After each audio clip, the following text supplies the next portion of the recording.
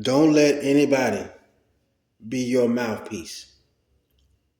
You open your mouth and speak. You are your representative, and you are representing the Lord. Don't be a yes man, and don't let anybody be your mouthpiece. When people want to control you, they not only want to control how you live your life, they want to control what you say and how you say it. We have been living in a world that has been presented as free, but it is anything and everything opposite of that. What you say now can get you in trouble, especially when it's something that has anything to do with justice. If you're talking about something that needs to be talked about, you will be in trouble. But when you speak, make sure you're speaking from your perspective. Never let somebody always, some people will try to fade you out of every situation, every dynamic in your life. Fade you out, eliminate you, delete you. People would go that far. All about your destiny and what you are supposed to get. They've been spying. So when people don't have any contact or have no way of getting in contact with you, a lot of times it's probably because you separated yourself. But then they would have to ask somebody else. And they would try to speak for you without you speaking. Never let somebody else be your spokesperson. Never. Because people in this world get a high of power. There's nothing that satisfies another person more than having control of another person.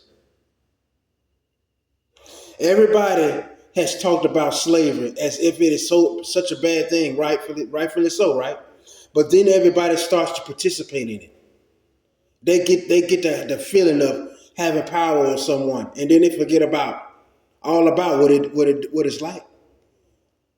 Even though a lot of people can say we were never slaves, or somebody said we were never slaves, maybe everybody can say they never experienced slavery in those times, in those forms. They probably were worse. But what about the times you're in now? Where you don't even have the right to try to bring people together without your life being taken away or your life being threatened.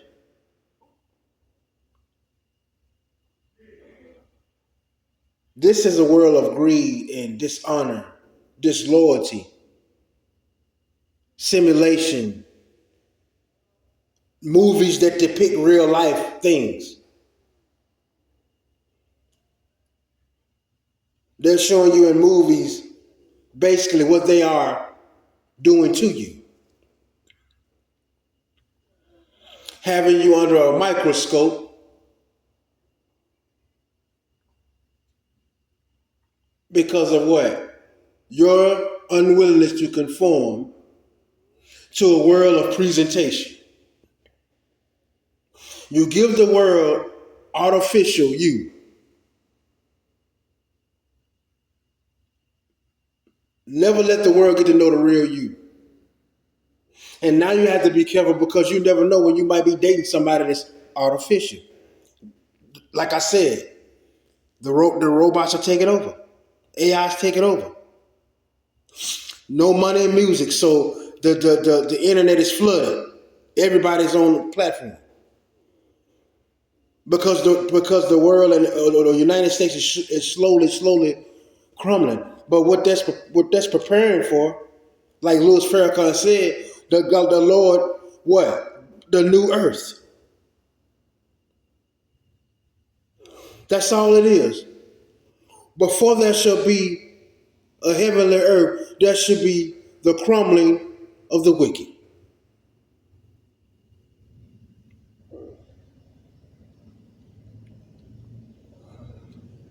It's just that simple.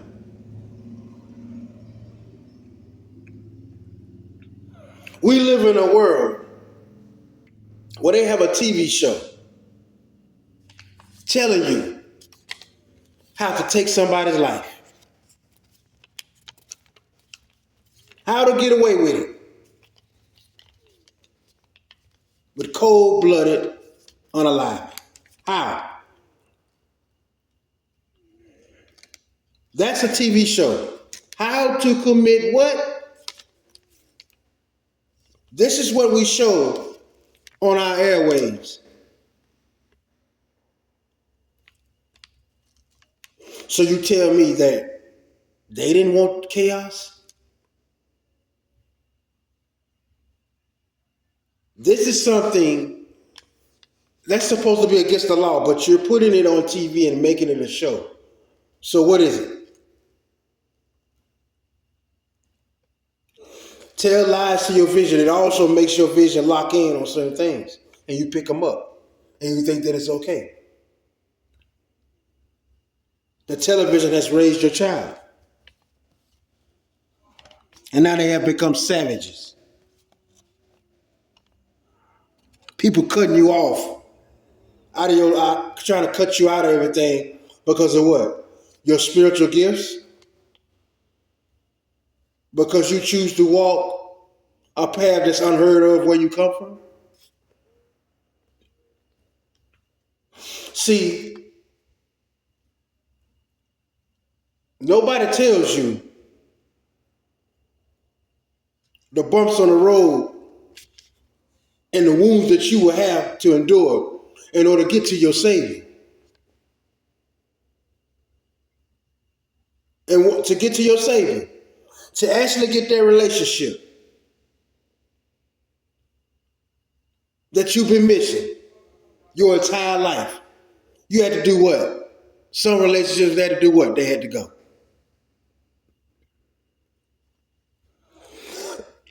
God says, what I'm about to do with you, young man, young woman, I need you alone. I need you with a smaller circle. I need you to focus on me.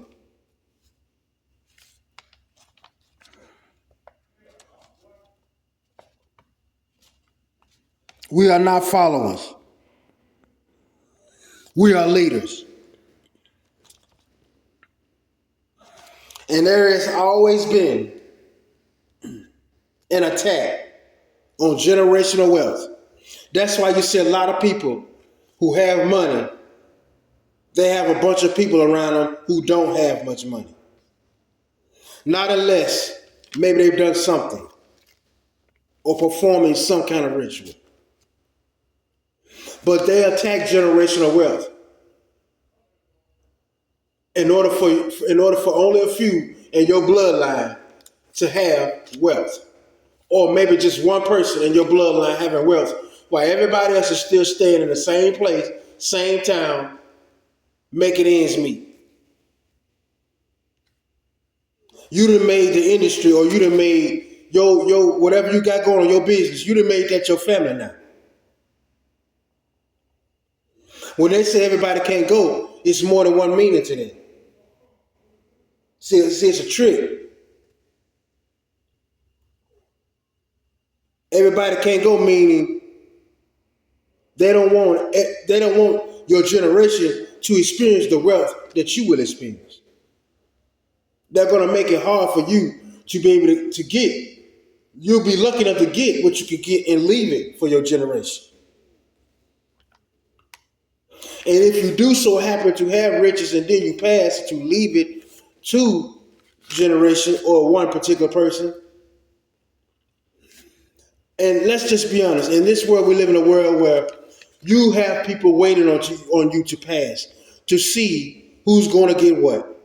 And you can't tell me I'm being brutally honest right now. That's the world we live in. Not everybody's families, but some. Let's just be honest about it.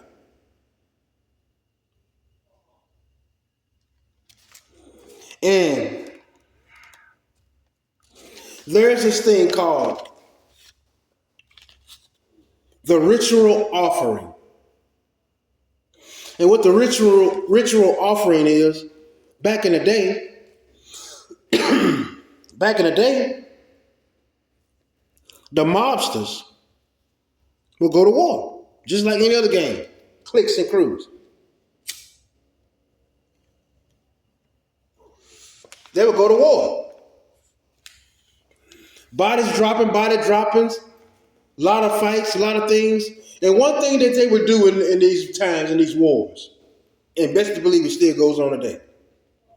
If y'all ever pay attention to some of these deaths and some of these incidents and when these beefs and how it plays out, you would understand what I'm talking about. But in this ritual, they would be going to war with each other. A lot of some killings and a lot of incidences, right?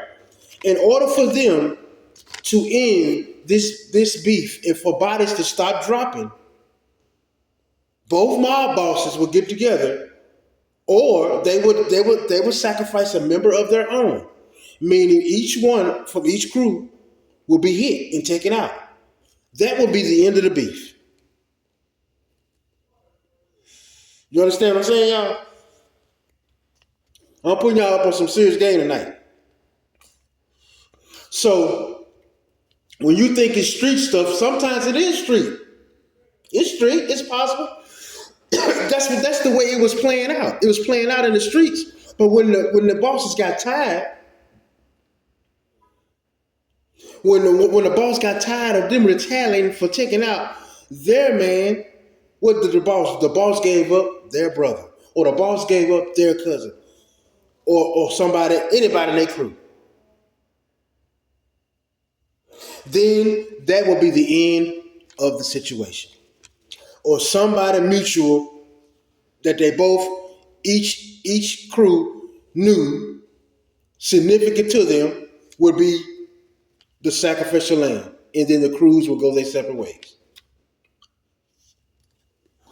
True shit. Cruel world. But it's been like that.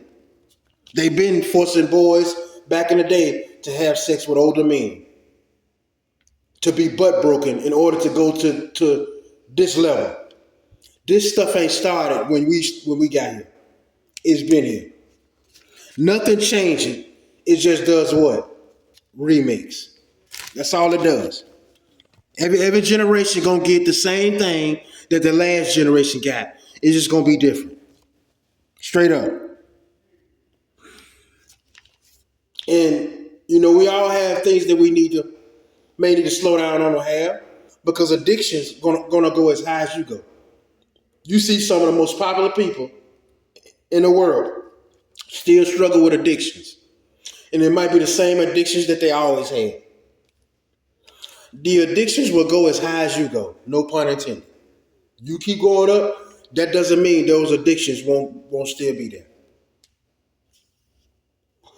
Because people are only human. There's nobody perfect. And people will always point out your flaws before anything. Before anything.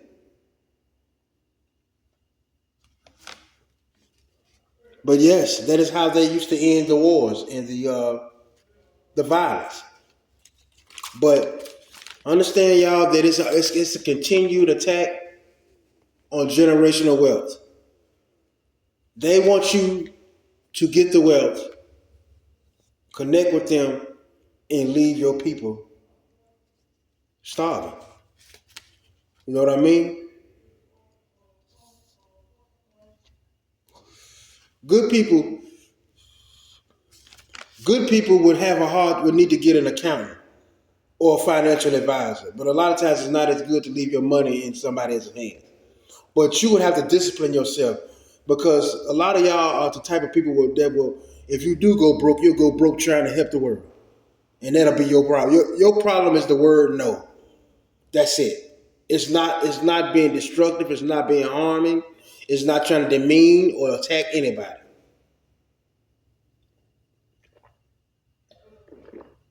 That is exactly what it is. Straight up.